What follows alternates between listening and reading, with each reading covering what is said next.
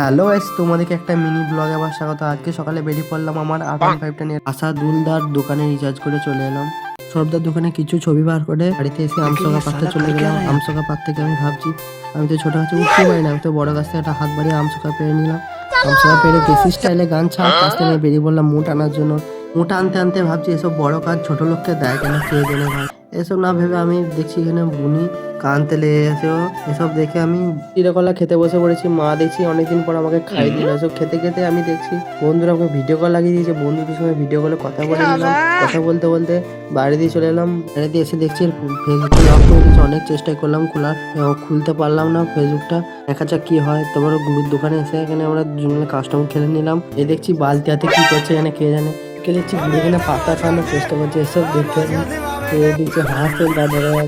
মা দেখছি বুনিকে নিয়ে খেলা করছে। বুনি খেলতে খেলতে আমার দিকে তাকিয়ে হাসছে। রাস্তার দোকানে এসে দেখছি নাড়ু আমাকে দেখে চোখ মেরে দিল। সব দেখে আকাশে দেখছি হাসতে লেগে গেছে জোরে। আসার সময় এর সঙ্গে দেখা গেল, এই আমাকে হাই করে দিয়ে মুরগির দোকান থেকে মাংস নিয়ে চলে এলাম। আজকে মিনি ব্লগটা এখানে শেষ করছি।